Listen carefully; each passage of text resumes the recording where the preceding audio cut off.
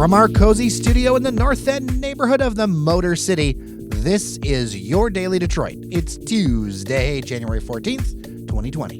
I'm Jer Stays. And I'm Sven Gustafson. Detroit lays claim to a rich musical legacy going back decades, including Motown Records, a vibrant jazz scene, techno music, and more than one generation of booty-shaking garage rock. But it's been a while since it was home to an actual music magazine. That's changing with the debut of Maggot Brain, a new full-color quarterly print magazine launched by Third Man Records. That's the retailer, record press, and label founded by Jack White. We speak with the magazine's editor and longtime music writer, Mike McGonigal. But first, a reminder that this podcast is possible thanks to our members on Patreon. You can join those Hefcats at patreon.com/dailydetroit. Just a few bucks a month makes a big difference. And right now, we're doing a drive to add 22 new members to support the show by the time we reach our 500th episode. We got some work to do. That's right, Jer. Our operators are standing by. Actually, they're not, but all the cool kids are doing it. Don't be left out. Be cool. Go to patreon.com/dailydetroit. All right, on to the feature conversation. Mike, welcome to Daily Detroit. Thanks so much for having me. Yeah, and congrats on the new magazine and your new gig. Thank you. Yeah, it's really fun. It looks really great. I picked up a copy here myself. Debut edition, December, January, February 2020. So, Mike, I know you have been a longtime music writer. You're former music editor over at Metro Times. Correct. How did the magazine come about, and how did you get involved in it? Well, I had done fanzines since I was 15 and had no idea what I was doing. So since then, I've slowly figured out what I'm doing, and then also working for other people, mostly as a music editor. I brought this project to them entirely, and To Third Man. Yeah, and I know that they were super into so many things that are physical culture, that are they already are publishing books. They've got a record label, obviously. They're making records there. Plant, they're pressing vinyl records. And then you go into the place and, there's all this branded stuff. I think the only thing they don't have is their own typewriter, and that's probably going to show up there tomorrow. And it'll type in black and yellow. They have Polaroid film that was made for them that's black and yellow. And I was really glad that the magazine didn't have to be black and yellow, and they kind of just let me work with my designer on it. There's obviously those colors are in here. I gave them examples of what would be in the magazine, and the only feedback I got from them was after I'd had a meeting with them and we were finally starting to work together, was this guy who just seemed like this garage rock bro, like everybody who most of the people that work at Third Man were in bands. Mm-hmm. And I saw that Jack White is doing that thing where he's working with people he knew before he was famous, or just people he's known a long time. And he's like, in the table of contents before, it said there was going to be an article called How to Resist Ice. And I said, yeah. And he said, I don't see it in there now. And I replied, well... This is Jack White saying this. No, this is not Jack White saying this. Sorry, this is Ben Swank, who totally know the bands he was in, but it's because I'm talking on the radio, I'm totally forgetting. He's a really great guy. But I didn't know him that well, and I was a little worried. I was like, what's he going to say? And my reasoning that I'd taken it out of the table of contents was that I'd reached out to Rebecca Solnit and a couple other amazing writers on this subject, and because I was stupidly writing them on Facebook messaging, they hadn't written back. He said, well, why isn't it in there? So the only feedback I got from them was to make it more political, and to make it more weird. And that is really great because it will always have a lot of content that isn't just music, and it is, because it has to, going to become more and more political too. Yeah. So you said that you've been doing fanzines right since you were young. Explain to our listeners, we have younger listeners who probably don't necessarily know what fanzines are or were back in the day, especially. Yeah, we didn't have the internet yet because it was the early 80s, or 12 people had it. And so there's a bunch of stuff that I was excited about. So You were a music fan already. Yeah, and I was sort of digesting these publications from the late 1960s and early 70s, and I was like, why isn't there anything like this anymore? And so I did it like myself. That's how it started. So like what were some of your, I did this thing called Insight, and it's writing about the Grateful Dead in 1983, and then also I was discovering punk rock, and then I started what became a big zine. It was called Chemical Imbalance. And that was also mixing underground comic culture and literature and music at the same time, which hadn't really been done. And that became this like international thing. And you were self-publishing this. So were you doing like a lot of zines back in the day were like literally Xeroxed copies of articles and things, typewritten and... It started out that way, but quickly I befriended people who worked for print shops, and they said, look, dude, for the same amount of money, we can make this a lot better. Yeah. And then I moved, I got an art scholarship to NYU and was doing it and printing it like newsprint. And then later the other zine that I did when I had moved to the Pacific Northwest, it was like a book format, and that was called Yeti, and there were CDs and then later 7 inches with each issue. Cool. So the new magazine's called Maggot Brain. Was that your proposal for the name, and how did that come about? No, the name I was having a lot of trouble with, and Ben Blackwell, who's the number 2 person at Third Man, came up with the name. It not only obviously references the amazing P-Funk record of the same name, which has the guitar solo where legendarily George Clinton asked Eddie Hazel to play as if he just found out that his mother had died. Right. But then found out she's alive. I don't know, something like that. But it also, in referencing a P-Funk record and being from Detroit and being sort of a zine, it also has a little bit of resonance to something called Motor Booty, which was a great Detroit fanzine. Yeah. My really bad dad joke about it has been that in another 20 years, another zine can start, but it can be called like Greatest Hits or something after P-Funk's Greatest Hits. It's not a good joke. I should have stopped telling it. When I first heard the news, that this magazine was launching, I kind of likened it. I said, is this like a vanity project that's being bankrolled by Jack White? With all due respect, I mean, what you were talking about with Third Man Record and their sort of reverence for printed, tactile goods and everything. I mean, he's done a lot of cool things. I did some Christmas shopping at Third Man. But I mean, is that sort of fair in a way?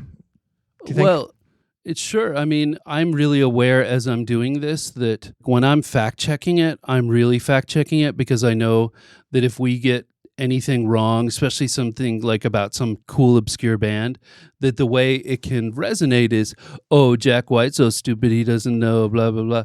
And I really hope that bit doesn't get excerpted and like played to him. So I'm extra aware that a lot of people are going to be seeing it and thinking of it that way. So what that does for me is just really tries to make it as diverse as possible in every way, and then also on point. Do you have a mandate? Like you have to make money by, I mean, I don't expect you to divulge the inner, business meetings and everything, but I mean, have they been like, this needs to turn a profit by X date or something like that? It's doing really well, and it's doing way better than they thought it was going to in terms of subscriptions, in terms of individual sales. And Third Man has put a lot behind it. The magazine looks beautiful. Yeah, the quality of it, and it's printed in Illinois. It's not printed in Asia or something. Just being able to work with really nice color, and like it still smells good. Like it still smells new. I love that new printing smell. Yeah. Talking about, zines and sort of, the Third Man's aesthetic, kind of trying to bring back like tactile things you can hold in your hands.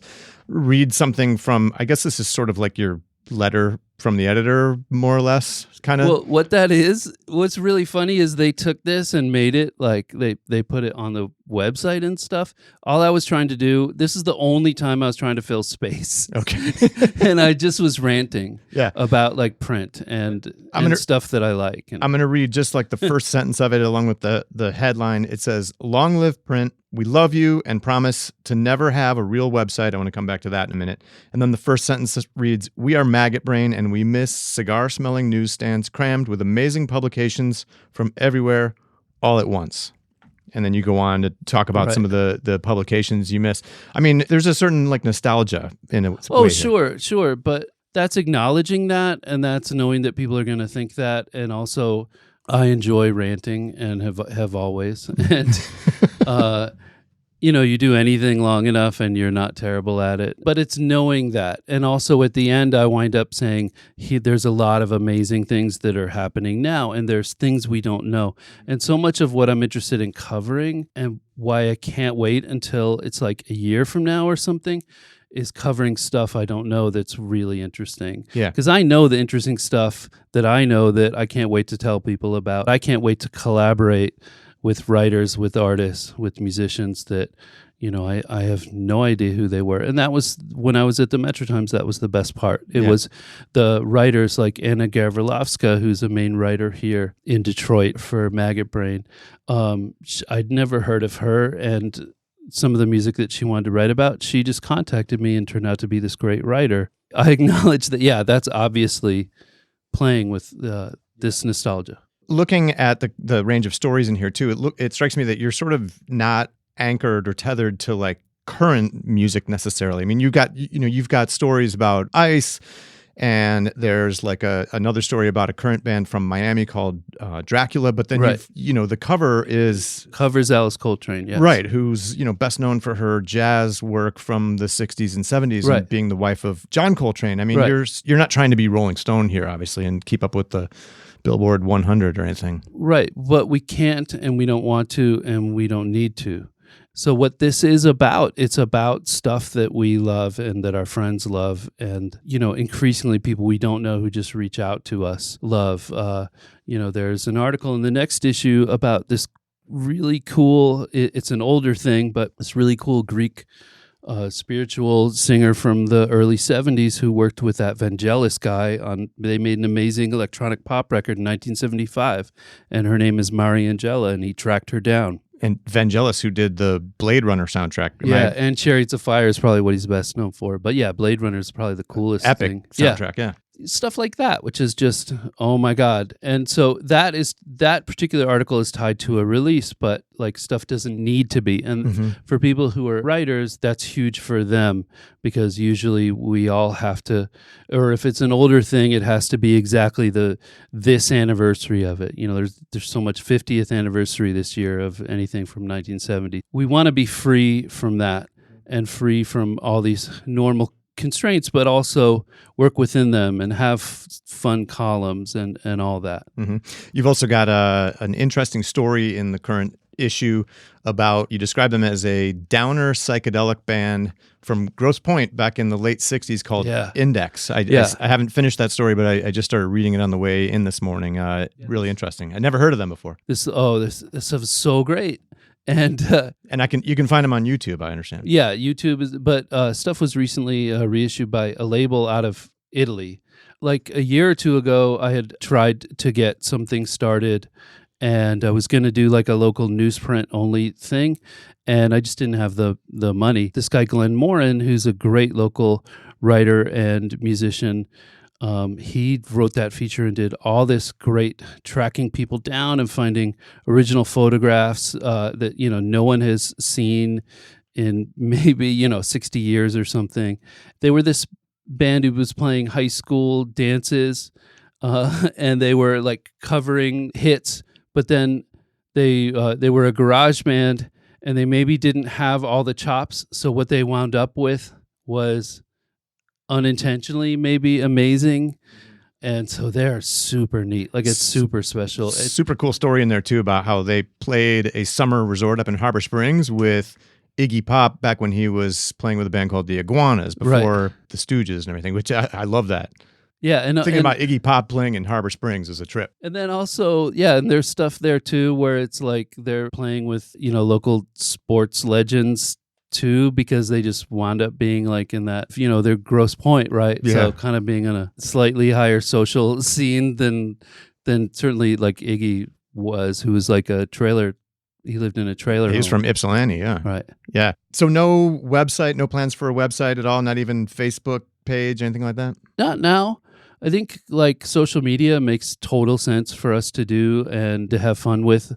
But the point is that it's a magazine, and unless you're a magazine with all of the resources of Condé Nast behind you. Like, why give a whole bunch of your content away for free? Like, I just see people do that. And then if you go there and you only get half of it, or if you have to do a paywall or something, it's just whatever. Also, I was hired by Amazon in the late 90s when they actually had real content. And then for years I've been working freelance on the internet. It's really nice to not be working in the internet anymore. Like, it's really nice to just work on this physical thing. Wow. Interesting. Where can people find Maggot Brain around town here? In Detroit, it's obviously at Third Records. It's also at a bunch of other record stores. It's at Trina Softs. It's at Hello Records. You picked it up at Bookbeat, correct? That's right. Out in Oak Park. Super great store that has been around for a long time. Its proprietor, Kerry Lauren, will likely be the subject of a feature at some point. He's cool. Really interesting and a really important store going back to, I think, the early 80s. No, interesting. All right, well, Mike McGonigal, you're the managing editor and ad rep. Yeah. Man in many hats. Yeah. The inventor of Maggot Brain magazine. Congratulations on getting the first one out the door. That's no small feat, and good luck going forward. Thank you guys so much. 2 more things to tell you about. Last month, we had Windsor Star reporter Dave Battigello on to talk about how a portion of Detroit River shoreline that was contaminated by uranium collapsed into the river. Well, turns out there's a twist. According to a new report by Local 4, neither Detroit Bulk Storage nor the landowner, Revere Copper, had a permit to store the aggregate material that caused the collapse. And they haven't for years. The 2 companies are being fined $3,000 a day while they're in violation. The city of Detroit is going to start an annual inspection of industrial sites, but it's important to keep watch on this story to make sure that they do it. Hi all, this is Kermit the Frog of Sesame Street News. If you're of a certain age, then you definitely know that voice. And now, Kermit the Frog is going on display at the DIA. Jim Henson donated the version of his beloved Muppet to the Detroit Institute of Arts in 1971.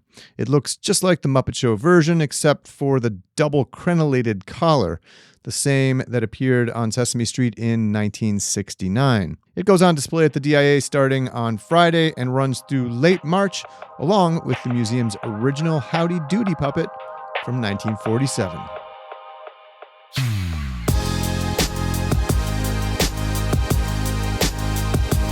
And that'll do it for today's show, friends. Thanks so much for listening.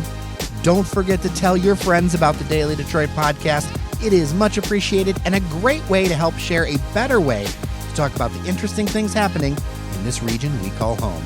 With that, I'm Jer Stays. And I'm Sven Gustafson. Take care of each other, and let's make a better Detroit together. Man, nice job on double crenellated. Double crenellated, that's the way they describe it.